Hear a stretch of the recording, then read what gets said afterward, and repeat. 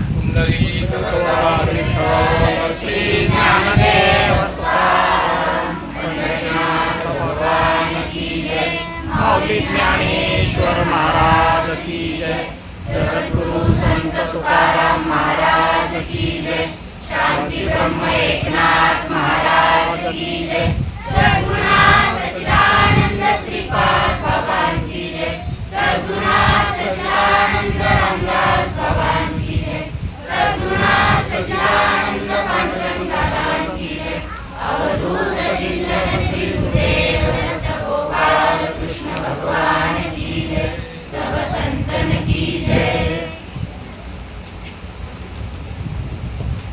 गुरुर्ब्रह्मा गुरुर्विष्णू गुरुर्देवो महेश्वरा गुरु साक्षात् परब्रह्म तस्मै श्री गुरुवे नमः। ओम ब्रह्मानंदं परमसुखदं केवलं ज्ञानमूर्तिं द्वन्द्वातीतं गगनसदृशं तत्त्वमस्यादिलक्ष्यम् एकं नित्यं विमलमचलं सर्वधी साक्षिभूतं भावातीतं त्रिगुणरहितं सद्गुरुं तं नमामि। सद्गुरुं तं नमामि। नमामि सद्गुरुं शान्तं सच्चिदानन्दविग्रहं पूर्णब्रह्मपरानन्दम् ईशम् आनन्दिवल्लभम् पादनाथं गुरुराजवर्यं मुमुक्षुर्नामज्ञानमेकदक्षं श्रीकोटिक्षेत्रनिवासनं तं नमामि वेदान्तविदां नमामि वेदान्तविदां वरिष्ठम्।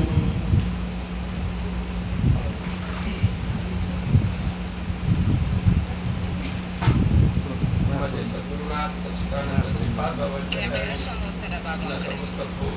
करायचं त्यांच्या चरणांचा आश्रय करून सद्गुरु सच्चिदानंद रामदास बाबा, सद्गुरु सच्चिदानंद पांडुरंग दादा, परमादरणीय गुरुवर्य सगळे बाबा, पत्रे बाबा, सचिन बाबा आणि श्रीपाद फाउंडेशन बालसंस्कार शिबिर भव्य आध्यात्मिक विकास चालू असलेला उपक्रम आणि त्याचे प्रेरणास्थान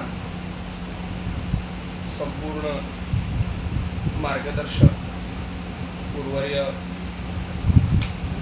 साळुंखे बाबा आदी सर्व महाराज मंडळी, सर्व संतजन आपल्या चरणी नतमस्तक होऊन श्रीमद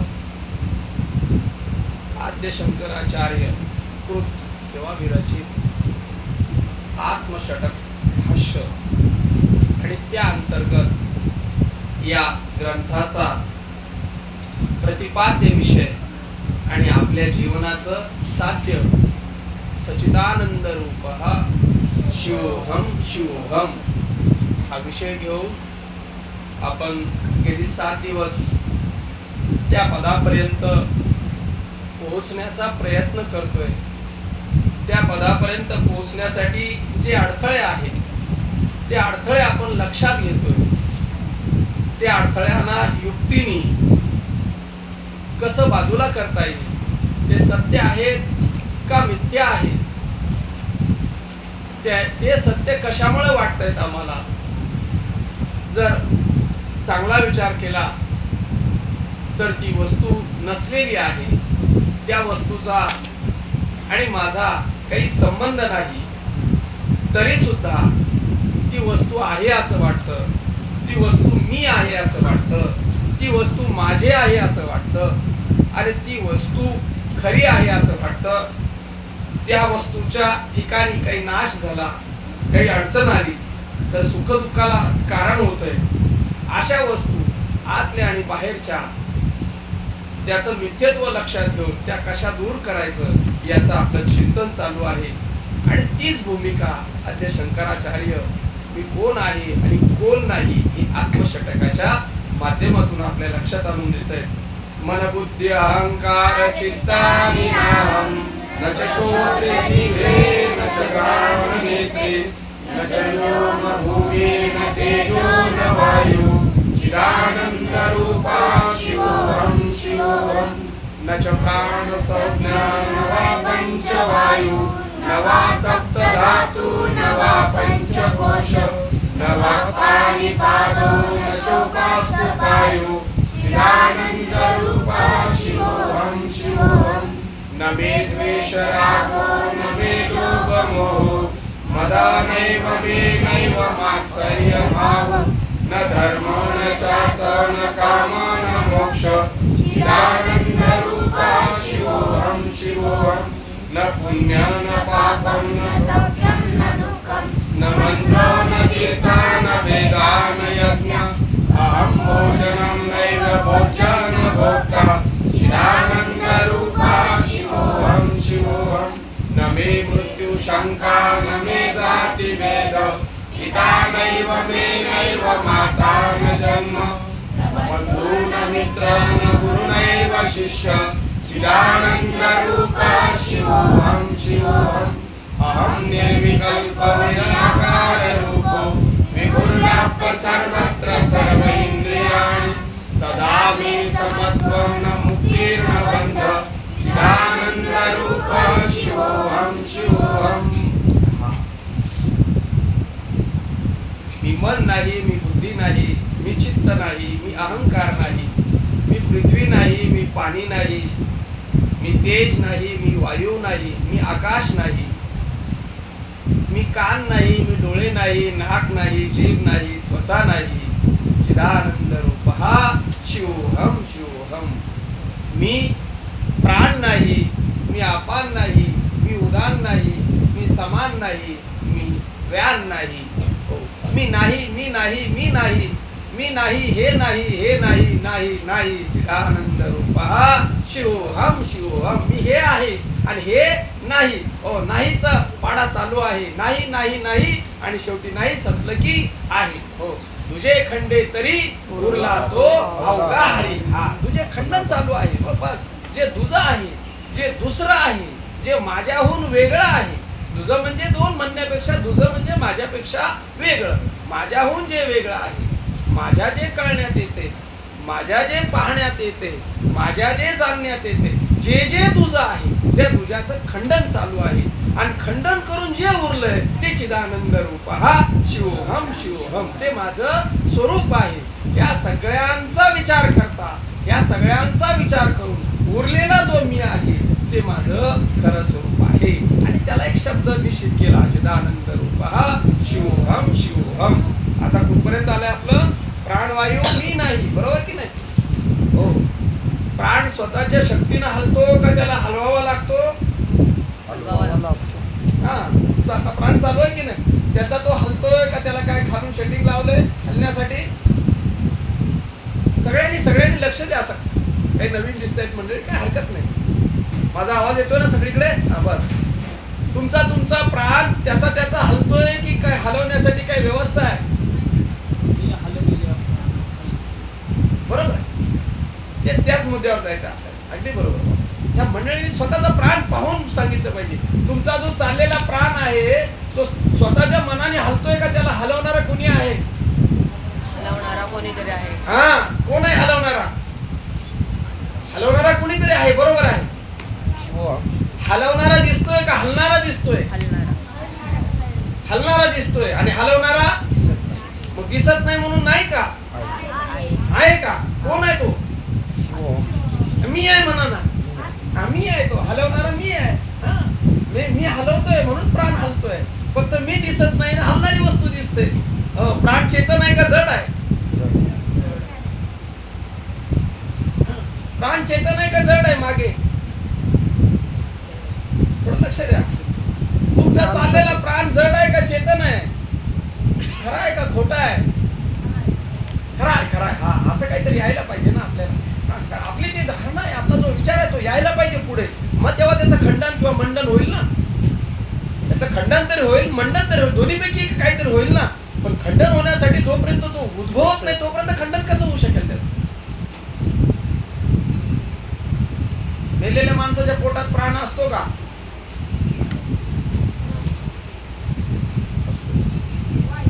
असतो. वायू असतो आणि प्राण नसतो. हा? असतो. प्राण असतो, मग काय नसतं तिथे? हलवणारा नसतो. वा वा वा, हा, झालं चिंतन बरोबर. हलवणारा नसतो तिथे. हलवणारा कुठे गेला? सामान्यात. हा, आधी कसा होता? हलवण्यासाठी काय विशेषात आला? विशेषतः विशेषात आलाच प्राण हलू लागला, हलवायला लागला प्राण. आणि तो सामान्यात गेला. तो सामान्यात का बरं गेला? हा? त्याची उपाधी जी होती, तुमचं आरशात प्रतिबिंब कुठपर्यंत दिसणार? आरसा आहे तोपर्यंत. आता आरसा फुटल्यानंतर काय दिसावं आतमध्ये? फुटला ना आरसा, संपलं ना. तसं हे फुटलं, दोन वेगळं झालं. आता दिसायला विशेष व्हायला त्याला उपाधी नाही ना. विशेष होण्यासाठी उपाधी लागते आणि उपाधीचं विशेषण घेऊन विशिष्ट होतो. पहिली आधी उपाधी लागेल. काय? भागवताचार्य. माफ करा बाबा, भागवताचार्य. हा, विशेष झाला ते पदवी. आणि त्याचं जे भागवताचं जे विशेषण आहे ते येतं आणि मग भागवताचार्य विशिष्ट होतो, विशेष होतो. त्याचं ज्याने विशेष झाला ज्या उपाधीने, त्याची सगळी विशेषणं घेतो आणि विशेष अधिक विशेषण बरोबर विशिष्ट होतो. आणि विशिष्ट झालं की त्याला बसायला वेगळं स्थान लागतं, त्याला वेगळं सगळी व्यवस्था लागते. तो म्हणतो मी विशिष्ट आहे. लोक मी त्याला विशिष्ट मानतात आणि तो बी स्वतःला विशिष्ट मानायला लागतो. विशिष्ट मानणं हे चांगलं आहे का वाईट आहे? वर जा, खाली खाली येणं आहे का वर जाणं आहे? विशिष्ट होणं. हा, सामान्य कायम असतं का विशेष कायम असतं? सामान्य कायम असतं, खरं असतं, सत्य असतं. विशेष कधीतरी, पाडवा दिवाळी कधीतरी येतात, त्या दिवशी विशेष कपडे घालायचे नवीन. आणि एरवी आपली जुनी, एरवी भाजी भाकरी आणि सण सुद्धा आला की पुरणपोळी. पण ती एकाच दिवशी, दोन नेहमी नाही ते. आणि नेहमी त्याचा उपयोग बी नाही होणार. रोज खाली आजारी पण.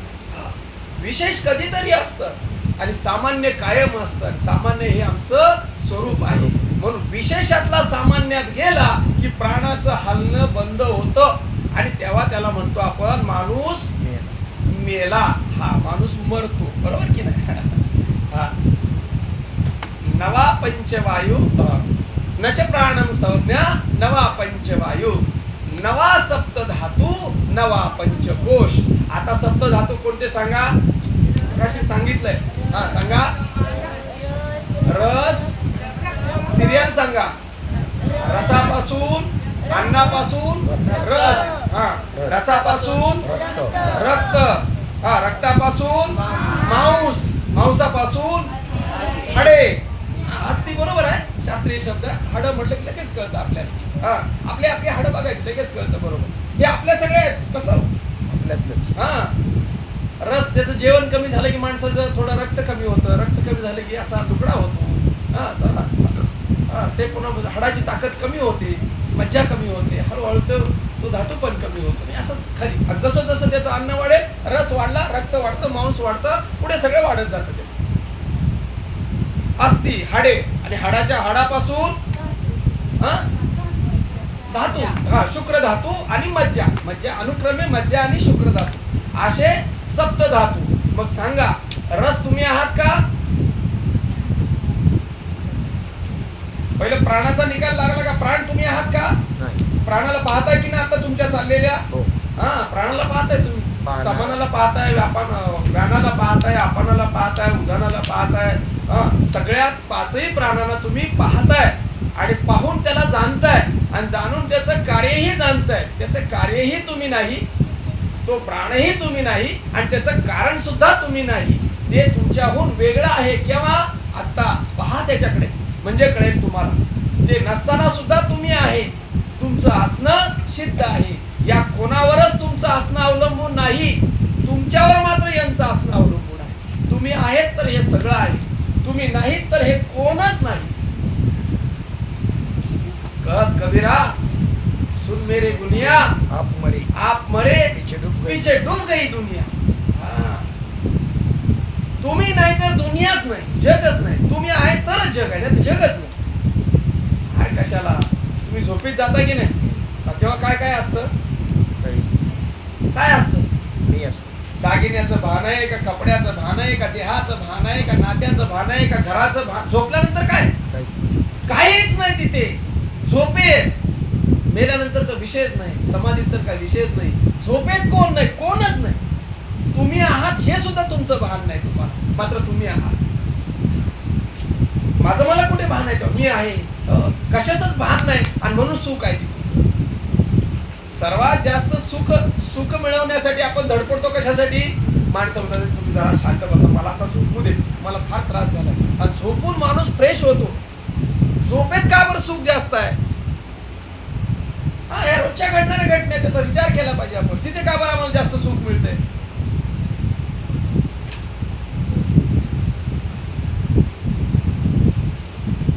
तुमच्या झोपेचा विचार करा म्हणजे कळेल. अरे हे गबाळ नाही ना तिथे, हे गबाळ गेलं तिथे, त्याच्यात लीन झालं. शीन करणार. हा, हे डोळे गेले, हे मन गेलं, प्राण गेला. प्राण आहे तिथे पण त्याचं भान नाही तुम्हाला. मला सांगा, झोपलेल्या माणसाच्या दृष्टीनं प्राण असतो का जागे असलेल्याच्या दृष्टीनं प्राण असतो? समजा तुम्ही झोपे गेलाय तर तुम्हाला प्राणाचं भान आहे? प्राण आहे तुमचा? तुमच्या दृष्टीनं झोप नाही. जागा असलेला म्हणतो नाही, श्वास चालू आहे, अजून याची काही गडबड करायचं काही कारण नाही. झोपले जागे असलेल्या दृष्टीने तो त्याचा प्राण चालू आहे, पण जो झोपलाय त्याला प्राणाचं सुद्धा भान नाही.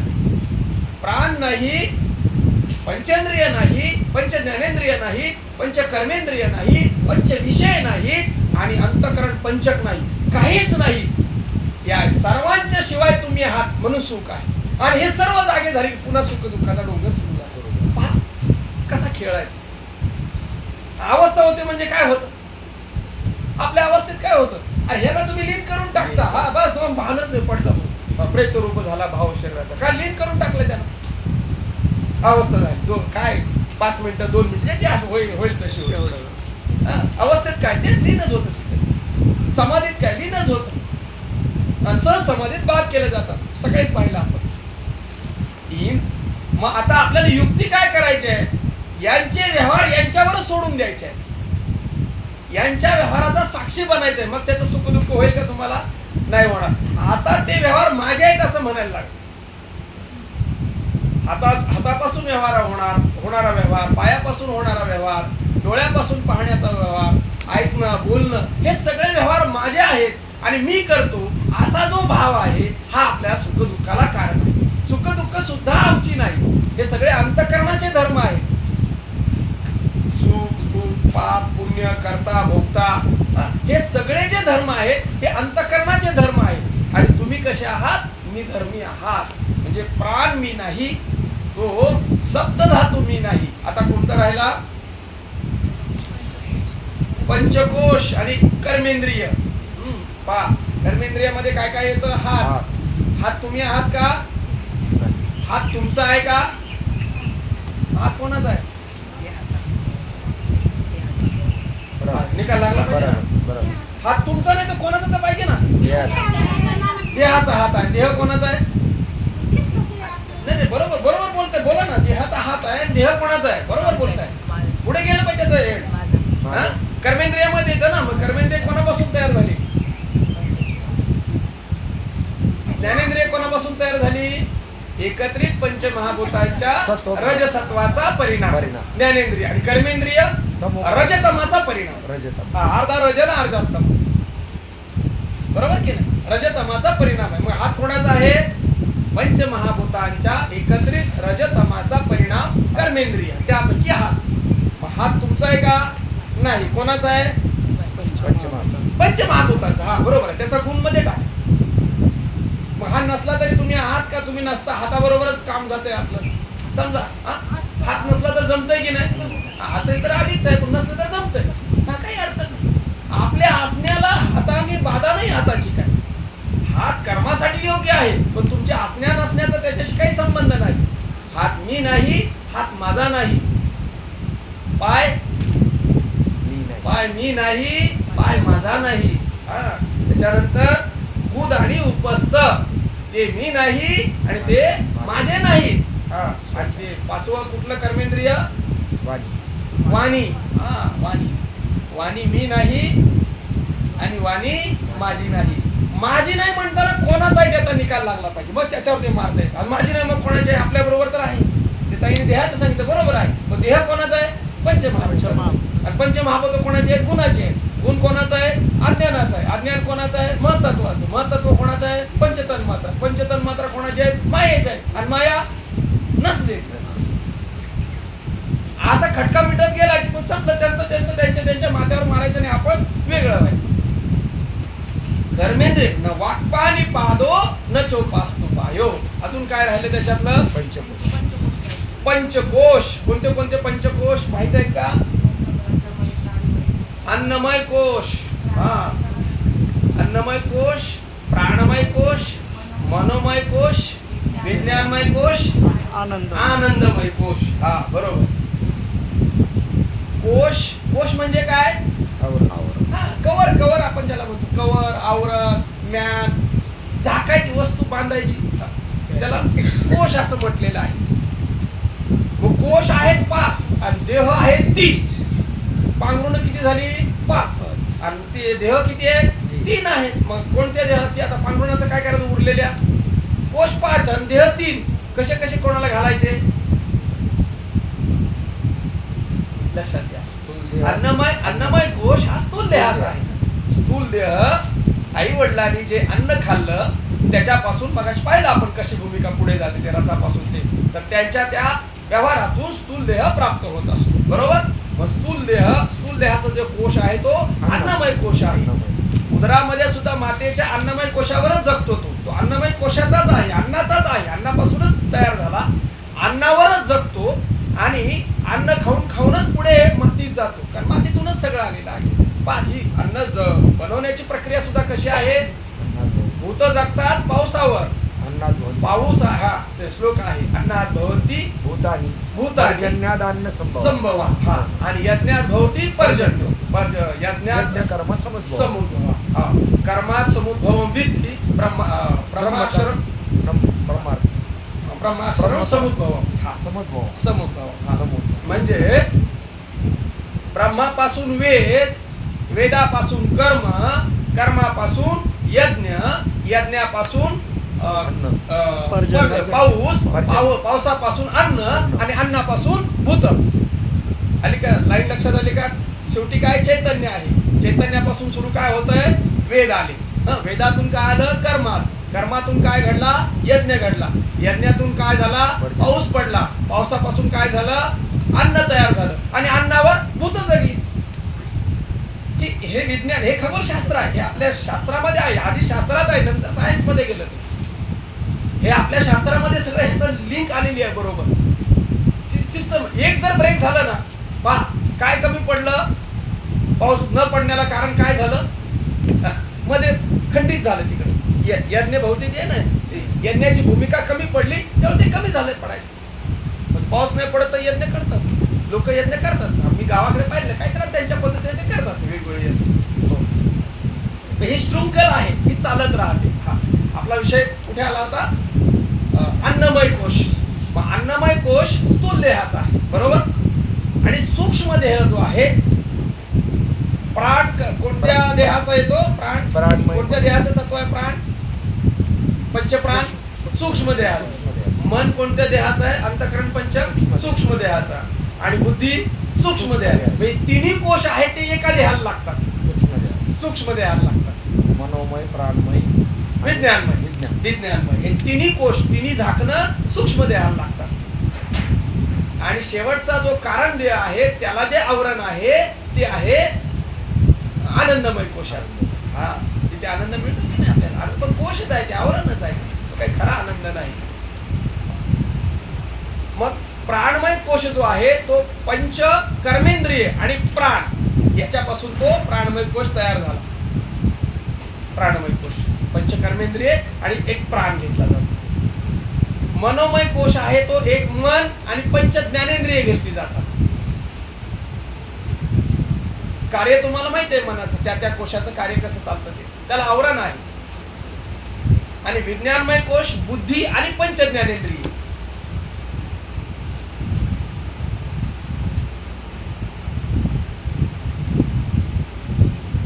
हे कोश तयार झालेले आहेत. आणि त्याला त्यांनी कव्हर दिलेला आहे. शेवटचा जो कोश आहे तो आहे आनंदमय कोश. आनंदमय कोश कारण देहाचं आवरण आहे. आनंदमय कोशाची भूमिका कशी आहे? त्याच्यामध्ये प्रिय, मोद आणि प्रमोद अशा 3 भूमिका येतात. प्रिय म्हणजे काय, मोद म्हणजे काय आणि प्रमोद म्हणजे काय? जेव्हा आपल्याला एखादी वस्तू आवडते, एक वस्तू आवडते, तर वस्तू पाहिली आणि वस्तू आवडली तर ती प्रिय वृत्ती तयार होते. तिथे काय होते? प्रिय वृत्ती तयार होते. वस्तू आवडली, वस्तू प्राप्त झाली, आवडली वस्तू आणि प्राप्त झाली, त्याला मोद असं म्हणतात.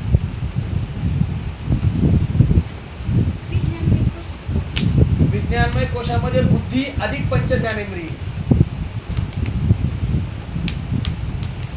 आलं लक्षात? हा. आणि आनंदमय कोश कशाचा आहे?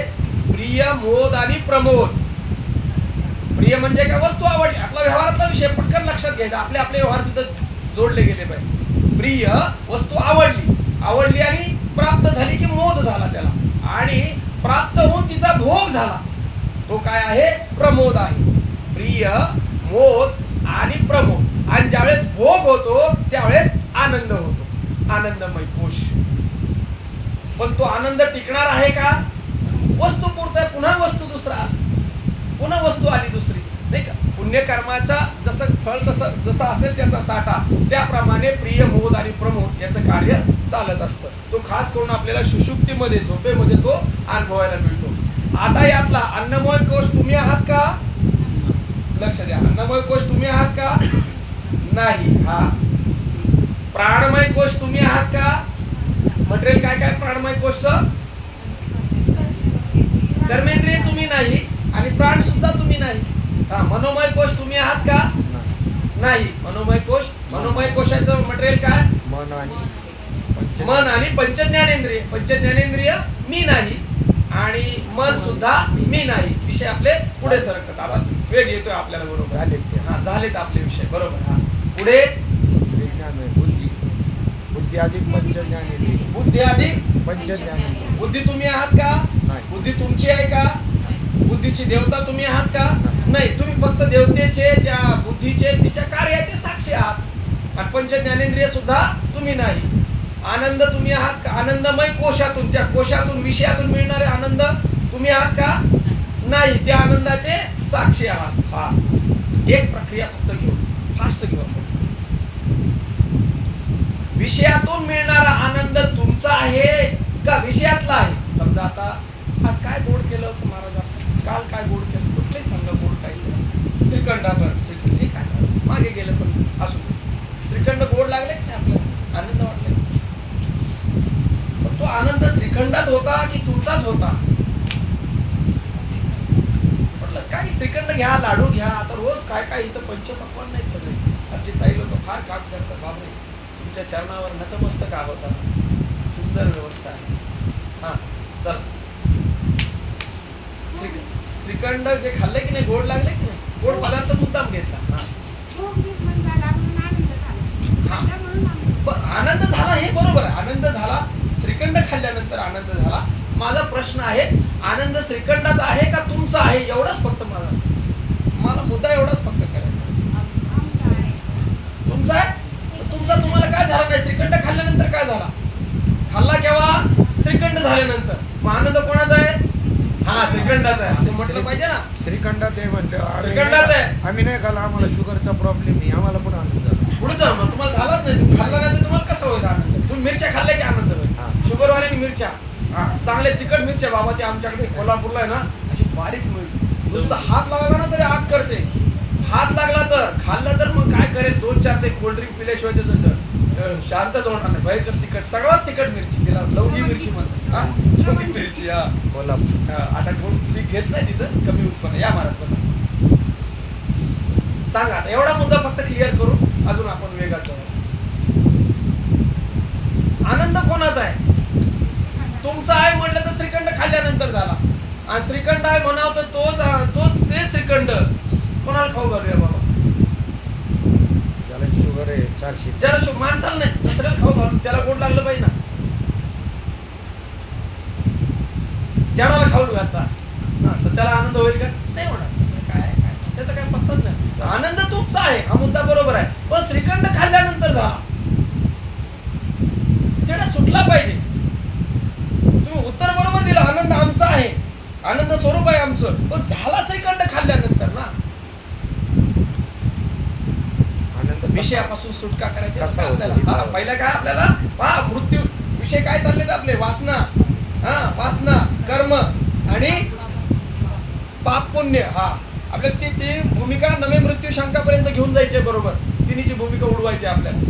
मग आता आनंद विषयाचा आहे का आमचा आहे? उत्तर काय आलं? आमचा आहे. पण प्राप्त काय झालं नंतर आनंद होतोय? खाल्ल्याच्या नंतर होतोय. मग आपल्याला मान्य काय करावं लागतंय? श्रीखंड आनंद कोणाचा आहे? श्रीखंडाचा आहे. एवढा तिडा सोडवा, प्रपंच निवांत थांबतोय. मला एवढं थोडं सोडून द्या.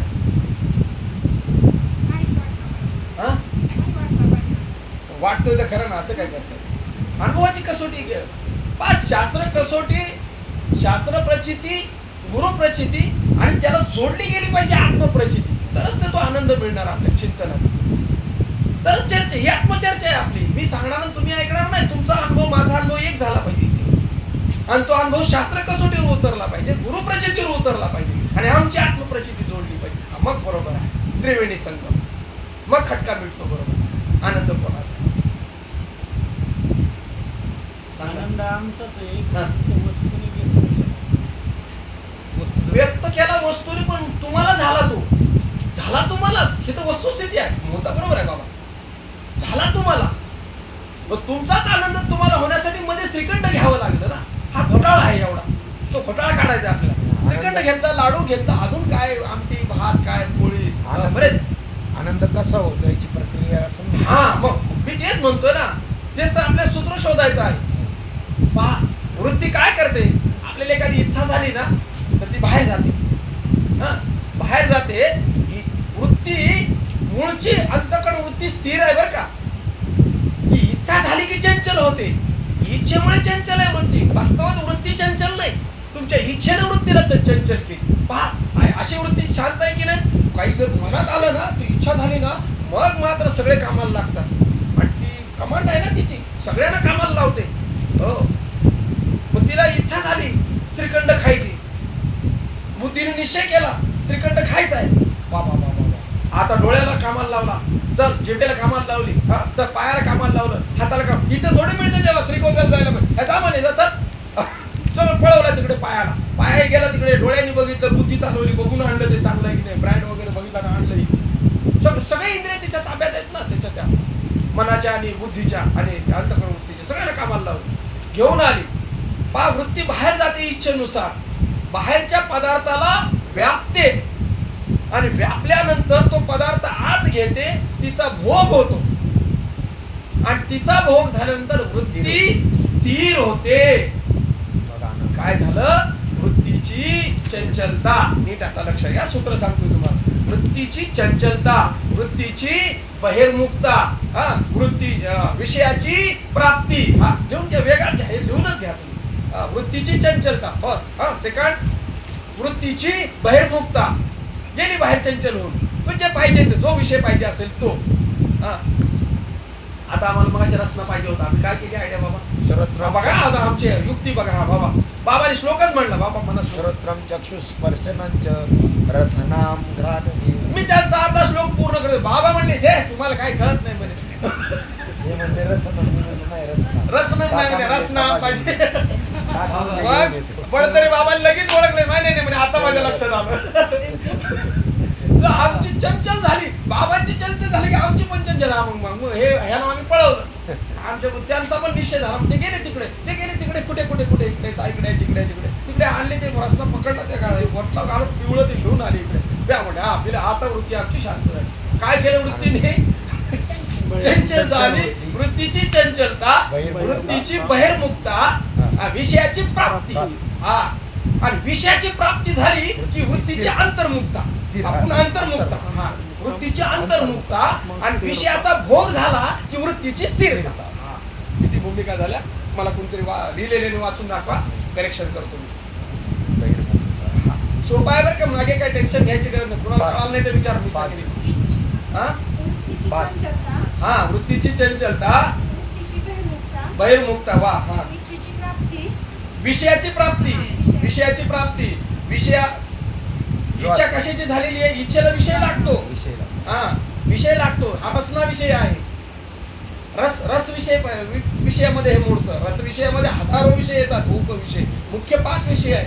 रस, आणि रसामध्ये आता किती तुम्ही पाहिजे तेवढे लावा, हजारो कोट्यावधी विषय होते. बरोबर. हा, विषयाची प्राप्ती. बरोबर. स्थिरता, प्राप्त झाल्याबरोबर अंतर्मुख घेऊन येते आतमध्ये. हा, वृत्तीची अंतर्मुख वृत्तीची अंतर्मुखता. आणि मग आणि अंतर्मुख होताना भोगते तिथे, आणि भोग झाला की स्थिर होते. वृत्तीची स्थिरता. बरोबर आत्मानंदाचं भान. पूर्ण झालं सूत्र. परत एकदा सांगतो, करेक्शन करा. वृत्तीची चंचलता, वृत्तीची बहिर्मुखता, विषयाची प्राप्ती, वृत्तीची अंतर्मुखता, आणि भोग झाला की वृत्तीची स्थिरता. आणि वृत्ती स्थिर झाल्याबरोबर आत्मानंदाचं भान होतं. आनंद झाला. आता सांगा, आनंद कशामुळे झाला? आता सूत्रच दिलं. आता तुम्ही त्यातलं मला फक्त वर्म सांगा. आनंद कशामुळे झाला नेमका? वृत्ती स्थिर झाली. वृत्ती स्थिर झाली. बस काम झाला. सूत्र सापडलं, वर्म सापडलं. कशात आनंद आहे? वृत्तीच्या स्थिरतेमध्ये आनंद आहे. मग युक्ती आहे साधू संतांची, अरे विषयाशिवाय वृत्तीला स्थिर करायला शिक, विषयाशिवाय वृत्तीला एकाग्र करायला शिक. विषयाविन आनंदू, हा. इंद्रियाविन स्वानंदू, हा. ऐसा करती निज बोधू आगाध साधू मही. ऐसा करती निज बोधी आगाध साधू. ऐसा. हा, विषयाशिवाय इंद्रियाशिवाय वृत्तीला स्थिर करायचं. सकाळी 1 तास कशाला बसवतात इथे? त्याच्यात हा, आम्ही चिंतनाला बसून जाते वृत्ती आमची बाजार करायला. अशी आगाव काय बाहेर खाली झालेली आहे. शब्द निकृष्ट आहे, पण तोच खरा आहे. विषयाला सोकलेली वृत्ती आहे.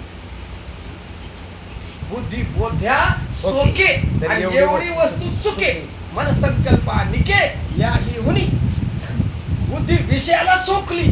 सोकणं चांगलं नाही बरं का. सोकणं हा शब्द फार बेकार आहे, फार निकृष्ट शब्द आहे. आज सोकते वृत्ती, बुद्धिवृत्ती आमची विषयाला सोकली, आणि एवढ्या वस्तूला चुकली.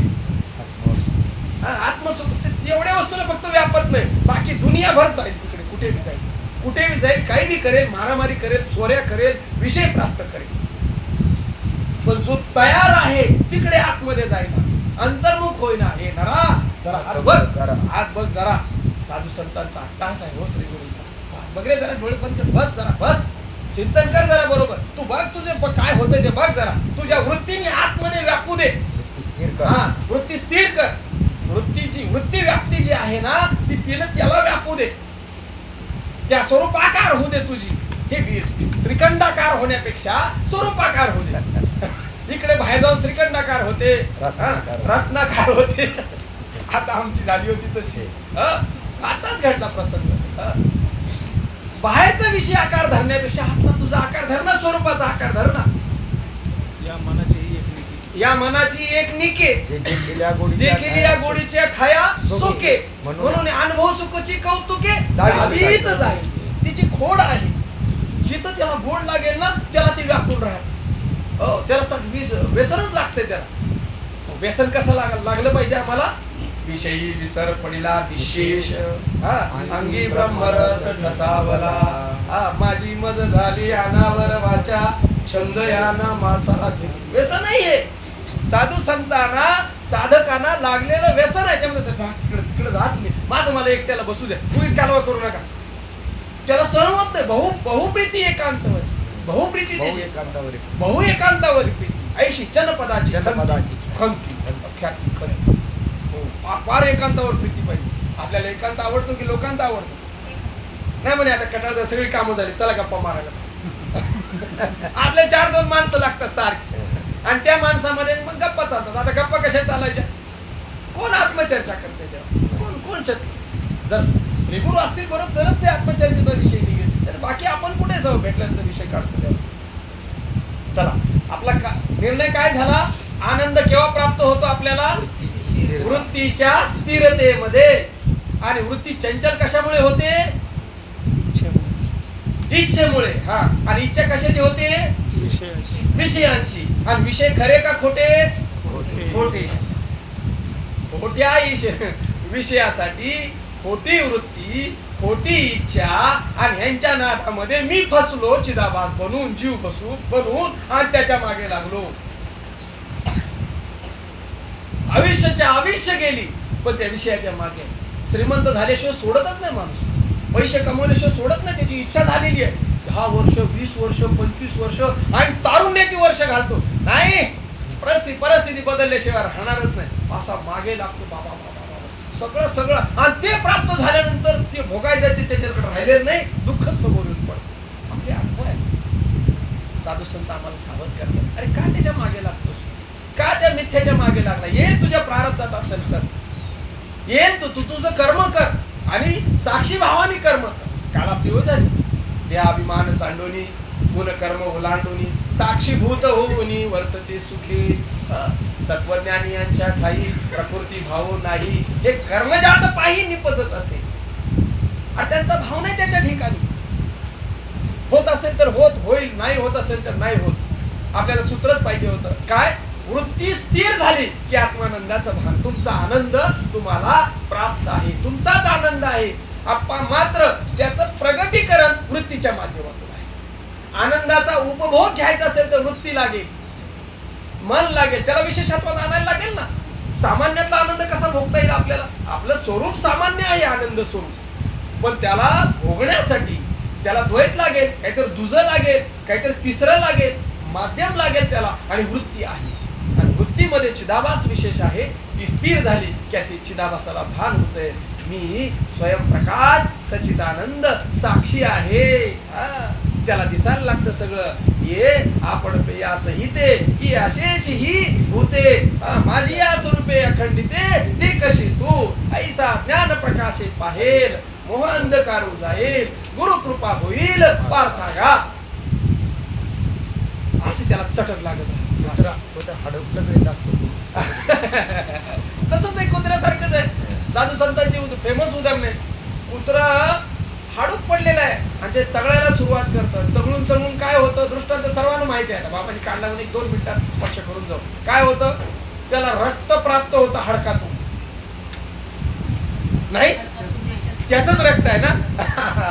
पण हाडकाच्या माध्यमातून घ्यायला लागलं ना, सोडून काढलं सगळं चावून, आणि त्याला बरं वाटायला लागलं. काय हाडूक मिळालं, काय रक्त मिळालं, बरं वाटायला लागलं. श्रीखंड मिळालं, काय श्रीखंड. अरे तुझंच आहे ते आनंद, तुला कळे ना त्याला काय करावं आता. घोटाळा आहे इथे एवढाच फक्त. आम्ही विषयाच्या मागे आहोत. हो, ते हे विषय वैराग्य, विषयाचं वैराग्य आत्मलाभाचे भाग्य, जे ब्रह्मानंदा योग्य जीव होते. विषयाचं वैराग्य लक्षात आलं. विषयाशिवाय वृत्तीला स्थिर केलं की तुमचा आनंद तुम्हाला प्राप्त आहे. वृत्ती स्थिरते आणि त्याचे अनुग्रह काय करतो? ठीक, लक्ष द्यायचं. त्याचं काम चाललं. जास्त गरम केलं तर थंड करतो. त्याचं कामच आहे. तो जास्तच काय होऊ देत नाही, कमी काय पडू देत नाही. त्याची व्यवस्था आहे. पहा आता गार सोडतो. अनुग्रह दिलेला आहे, हा प्रबोध आहे. तो काय करतोय? जसं जसं तुम्ही त्याचा निरोध वाढवाल, जसं जसं त्याचा काल वाढवाल, चिंतनाचा, त्या नामाच्या रीतीचा सुद्धा तो फसफस जे करणं आहे त्याच्यापेक्षा जर तो मुरत गेलं, त्याचा जर निरोध झाला त्या श्वासाच्या माध्यमातून, श्वास हे माध्यम आहे, त्याच्या माध्यमातून जर त्याचा निरोध झाला, ते जर मुरत गेलं तर वृत्ती स्थिर होते. आणि स्थिर वृत्तीमध्ये सहज आत्मानंदाचं भाग आहे. मग आनंदमय कोश जो आहे तो विषयाच्या माध्यमातून आहे. विषय आवडतो, प्रिय होतो, प्राप्त होतो, हो, मोद होतो, आणि मग प्रमोद घडतो. मग आता कुठून आणायचे? दरवेळेस विषय त्याला नवीन. आणि वृत्तीचं एक असं आहे, एक विषय प्राप्त झाला की दुसरी इच्छा तयार असते. आपल्या घरात असलेल्या वस्तूचं कौतुक आहे का नसलेल्या वस्तूचं कौतुक आहे? खरं सांगा. असलेलं घर बरं वाटतं का अजून नसलेलं घर बरं वाटतं? आपल्याला नसलेल्याच्याच मागे आहे. किती सायास करून वस्तू आणल्या घरात, पण ते आणून थोडे दिवस आता दुसरं गाडी किती सायासाने घेतली महाराज, पण आता तिच्यात मजा नाही. दुसऱ्या बघितलं त्याची ती सेगमेंट बघितलं वरचं, आता म्हणे 7 लाखाच्या खाली मजा नाही, आता 15-20 लाखाच्या पुढे गेलं पाहिजे. 1 पॉईंट मध्ये काय मजा नाही, 1.5 ला गेलं पाहिजे. 1.5 म्हणजे नाही, आता 2 पॉईंटला गेलं पाहिजे, 2.8 ला गेलं पाहिजे. इंजिनची HP सांगतोय नाही कळत म्हणजे पॉईंट काय इंजिनची गाडीची तशी पॉवर म्हणजे ती गाडी चांगली म्हणजे पुढे पुढे पुढे जे घेतले ना त्याची मजा नाही, त्याचा आनंद नाही, त्याच्यात त्याला काही रसच राहिला नाही. पहिला महाराज व्हायसाठी लय धडपडला पण महाराज झाला म्हणजे आता त्याच्यात मजा नाही. आता परत पप्पू व्हायला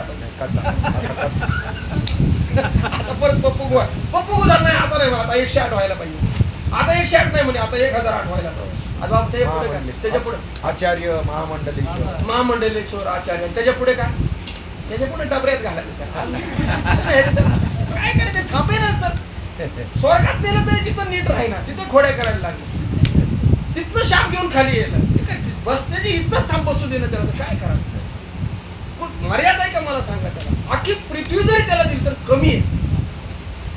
पहा, कमतरता कमीचा भाव आहे का कमी आहे काय आपल्याला. कमीचा भाव आणि कमीचा भाव कधी संपायचा. आपल्या चिंतनाने समारी काही कमी नाही, मला काही कमी नाही. मला सांगा, या पृथ्वी तलावर कोणतरी उपाशी मरतोय का. गरीब असू दे श्रीमंत असेल, बाबा चांगला विचार करू. कोणी आपण माणसं नव्हे, कोण जीव अहो कुठे काही खाता ज्याच्या त्याच्या पद्धती. या जनावरांतर सगळा नैसर्गिक चारा तयार आहे, आम्ही बांधलेत म्हणून टेन्शन आहे. त्यांना सोडून द्या, तुम्ही पाणी पण द्यायची गरज नाही, चारा पण द्यायची गरज नाही. स्वतंत्र त्याचं ते खाऊन येतील आणि पाणी पितील, त्याचं ती जगतील. हे आमच्या स्वार्थासाठी बांधून ठेवले, ते तुमच्यावर अवलंबून नाहीत. फक्त आता काय करावं, आम्ही बांधलेत म्हणून त्याचा घोटाळा आहे. त्यांना सोडून द्या, त्यांचा चारा तयार आहे, आपला सुद्धा चारा तयार आहे. निसर्गाची व्यवस्था पहा कशी आहे, लक्षात घेतलं पाहिजे. कमीचा भाव काढला पाहिजे. काही कमी नाही माझ्या ठिकाणी, जे आहे ते जास्त आहे असं वाटत राहिलं पाहिजे. काय कमी आहे बाबा आपल्याला, कोणालाच काही कमी नाही, पण कमीचा भाव आहे आणि दुसरीकडे बघून तो भाव तयार होतो.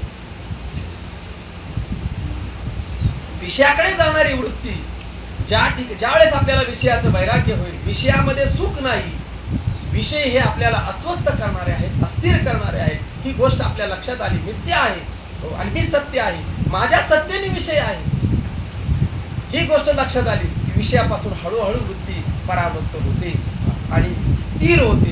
आणि वृत्ती स्थिर झाले की तुमचा आनंद तुम्हाला प्राप्त आहे. आनंदमय कोशावरून आपण थोडंसं बाजूला आहोत. चला,